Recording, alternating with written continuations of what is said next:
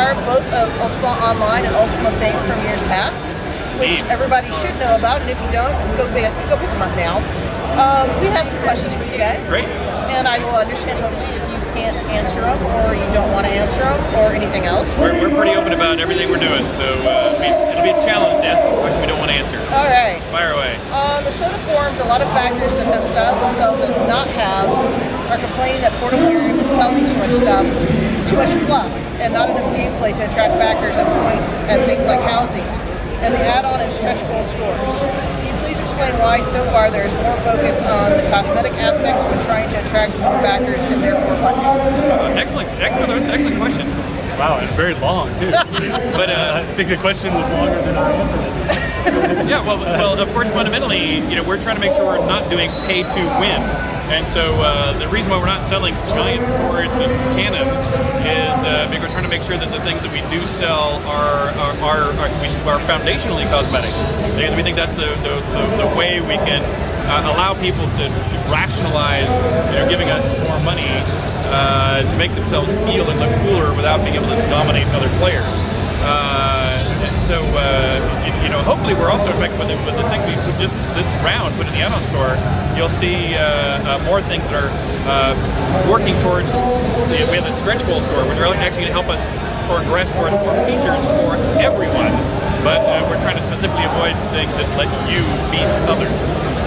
And it's a delicate balance between providing what is some obvious value to a pledge, and for those who have disposable income to invest into those, but not making that value something that will damage the economy. And as we continually say, we're 100% committed to a truly player-driven economy. Players are making that stuff, and so why would we, make the things we sell damaging to that? Because that would be shooting ourselves in the foot.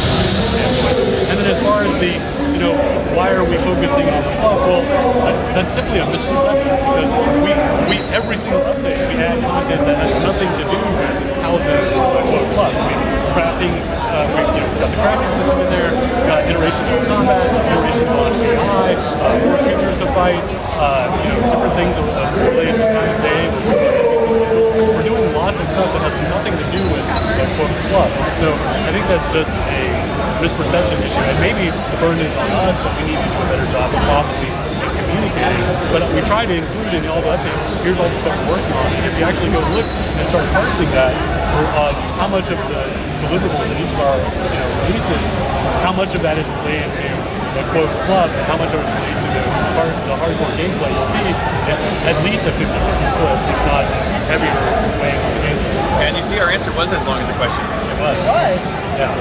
Also, the backers below Dev Plus are complaining that the Dev Plus and above have too much influence and are styling the game to their liking, making certain that their tiers are not negatively affected by changes, and point to the new pledging structure and rewards announced just before E3. As a double backer myself, Knight Commander and Edelman, I am seeing more effort going into the lower pledges, but not everyone seems to see that way.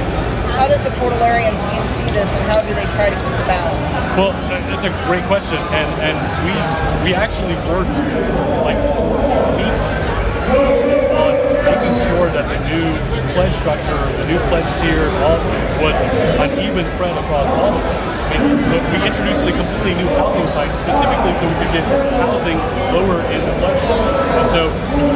And we added lots of rewards to those lower pledges, including some cool stuff from like Ready Player One, that had direct, function and value in the game. And so, like you said, we actually, those lower levels actually got a lot of stuff. And if you add the numbers up, there was as much stuff added to the lower tiers, if not more stuff added to the lower tiers than the higher tiers.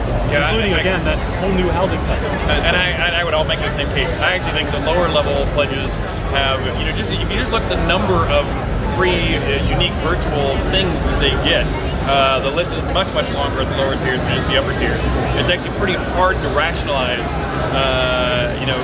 the very highest levels of tiers unless you're really just trying to help the project. Right. And then to answer the very beginning of that question about, the influence of our Dev Plus members, well, one, part of the value of that pledge and why, it's a large sum of money. And so, the there's two things to think about that. One, part of the value of that pledge is being able to have that initial feedback with us as developers. That's why it's called the developer level. And so you're paid to give that feedback. They are to justify that level of investment because it's several $100s, and we want them. And it includes we give them asset drops to games and things like that. So yes, they are having some influence. It's not complete influence. I mean, we're still the game designers, and and we still wait until we get here back. Like for example, think about the outdoor map that we went from the 3D style. We put in the Kickstarter. We went back to a cloth map style, and then all the way to having it in the release. And then based on community feedback, we're now going back to more of a 3D style. And that had nothing to do with the Dev Plus backers. That was really the community at large. And so we listened at all levels. But we always want to get some feedback before release at all. And so yes, the Dev Plus people get a first glimpse, but they don't get to decide what it's going to be like. Because the community, they just are our sanity check to make sure we don't do anything stupid before we send it to a larger audience. Well, and it's actually, I mean, versus seeing it as a negative, I would encourage players to think of it as positive because they save the Dev Plus on more than one occasion have saved the rest of the community a lot of heartache because they catch things like, if you announce it this way, it'll be a revolt, like, people will be, this is unfair for this one. Good catch, I'll make that change. I mean, the pledge structure, that mega post went through about 20 with the radical transformations. With the Dev Plus post before we published that live, and it made it much better. So for the whole community, not just the Dev Plus. Okay. And I should mention these questions are coming from Sesko Ale. I don't know what his form name is, but he's a friend of mine from Ultimate Online. And he helped me get my founder's pledges. So. Well, and these are all great and reasonable questions. Like, I mean, one thing, this isn't part of the question, but now that you get started, we'll just rather on. But I regularly try to remind people and say how much we appreciate critique and hard questions. I mean, it hurts. I mean, I won't lie, it's painful sometimes. But at the end of the day, we're all in this together. We're all going to make a great product. And we're only going to make a great product if we're all honest with each other. And we say when we don't like things and when we like things. Okay. A lot of people are complaining this will not be the new UO. I read from the Kickstarter goal that it would not be, but everyone's interpreting each statement differently. What would you like to say to people regarding whether Shroud is or is not the new UO, or how it is or is not its spiritual successor? So let me start with this one. I'm sure we both will have to say on this too, but Shroud of the Avatar absolutely is, in my mind, the spiritual successor to all things Ultima. And before we started the project, I wrote a treatise called "What is the Ultimate RPG?" And Ultimate, specifically being a reference back to the game design principles I put into all Ultimas, solo player Ultimas and Ultima Online. And we are absolutely developing this game to that specification as the founding principle. Now, that being said, even UO2 would not have been UO, back in the day when Star Wars leading that project. And so this game won't literally be either in name or the precise game design that would have been had that been allowed to be continued, but also it wouldn't be appropriate. These are, it's modern times now. It's 10 years of game design has gone in between. But if people liked the journey we went on together during the development of Ultimas, that journey being how to develop a sandbox world where, in addition to combat, we had highly detailed player roles and activities that are heavily intertwined with each other and feed economically into the combat roles and player housing and all those things. Then this is really, I think, the game for you. How does Portalarium intend to attract interest and funding for Soda on an ongoing basis? Obviously, you need to expand the supporter base as well as increase the average pledge level in order to increase the viability and improve development for episode 1. So, our number one tool for that is to make a great game.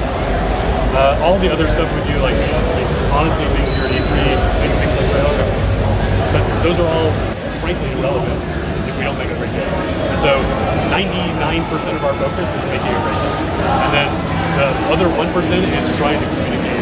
Yeah, and as much as we obviously would love to let everybody or encourage people to quote buy more or pledge more, we're trying to not make that.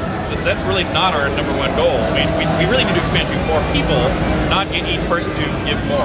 Now we're happy to, we're trying to make sure we let people buy in to the extent that they're able and willing and desire to, but we're not trying to squeeze blood out of a turnip. We literally are incredibly thankful for even if your pledge was like $1, much less 50, much less 500. We're very, very thankful to anything anybody has given us to support the game.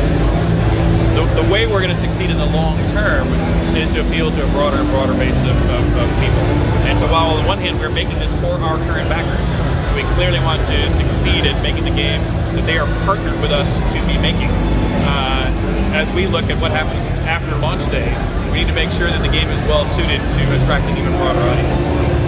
Not related to these set of questions. Would you say that you learned from Ultima Online what you want with games, like the housing? It was obviously the housing was sold for thousands of dollars in the first 8 years of Ultima Online. Would you say you learned a bit from that and selling it? Absolutely, and our biggest thing is that, and why we love the housing personally, why we feel it was successful and continues to be successful, is the fact that it was in the space. It wasn't just some other thing. It wasn't off in its own instance. It was in the world, like you saw it as in the town, yeah. And we think that was important. And there was a finite amount of it, which gave it value, gave it importance, and all those things were lessons which are very obvious to most online users when they look at how we're doing housing. That this is our sort of evolution of it. When will there be a closure to the PvP situation, and will a decision be made and communicated on the PvP and losing model? It's been a very long and interesting discussion, but in the end it's going nowhere. So let me take this one first too, I'm sure we both thoughts on this, which is this answer will not be solved until the game is up and running and has people in and playing and finding the boundaries and we feel what is right. We can have all kinds of intellectual arguments about what is or is not fair or workable or best or safe enough or exciting enough in the abstract. But, and we enjoy having this space, and we're trying to have those spaces publicly and openly as possible so we make the best first run at it as possible. But the debate is not going to stop, at least until close to launch. And frankly, maybe not until a year into operation, because it's a very complex system. And we're open. I'm probably one of the ones that's the biggest believer that we can do this kind of blended, put PvP players and non-PvP players in the same world, as opposed to doing a Trammel-Felucca type split, which I think was detrimental to the UO community once that split happened. So we're trying to find a balance, but it's one thing to have that debate intellectually. It's going to be really important to have the real debate when we can test it in game. Everyone's very passionate about those debates. Absolutely. And so just everybody keep cool about it. As long as they at least understand we're trying not to do a Trammel-Felucca split, then please come with us on the journey. And the post that I did on PvP and death and combat is still the current thing. Nothing has changed. I still refer people to that. My initial post. Yes, there's been lots of discussion and debate amongst the players from that post. I mean, that thread is 120 pages now, I think, or something like that. And there's lots of interesting ideas, lots of opinions. None of that has changed in our current thing. Okay. If nothing else, will the new pledge tiers, Knight Marshal and Lord Marshal, at least get special titles for the Royal Founders?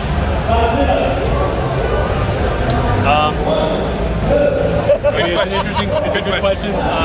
We don't, because these were introduced after the Royal Founder and Founder time limits, they are benefactor level pledges. You still get all of the Founder and Royal Founder benefits that you get from the other tiers. It's just these particular pledge tiers are benefactor pledge tiers. There's no extra stuff in them if you're a Founder or Royal Founder, because again, part of our focus is attracting new people, and because those happen after those time frames, we can't really put Founder or Royal Founder supplement because there is no Founder or Royal Founder pricing for these tiers. So it just, there's no, it would not make logical sense for us to add Founder or Royal Founder content to these pledge tiers because they happen after those time frames.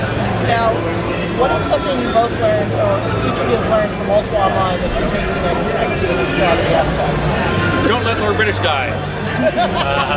Turn on your invulnerability. Got it. Yeah, well, more importantly, don't make it a flag that you can turn on and off. That's the most important. You know, Go ahead. I was going to say, you know, I think some of the more important lessons, at least for me, was when we launched UO, we put in some things we were very happy about and made some of the very best memories of at least my early days of UO. They included things like the thief skills and things that also were therefore used against new players. And so it was both the best of times and literally the worst of times to both see how Wild West the game became. And in many ways, the problems with that are that it really does make some of the best memories. On the other hand, it really was one of the things that limited the game's growth in contrast to some other MMOs that came out afterwards that fixed those problems. And so we're trying to figure out a way to both maximize the fun of what feels like the Wild West, but also provide the safety to make sure that new players and old players aren't driven away because of some of the, whether it's PvP or other antisocial behavior that some players could invoke during the early days of UO. Yeah, do y'all plan on specific servers like RP servers or here? All one world. It's all one server.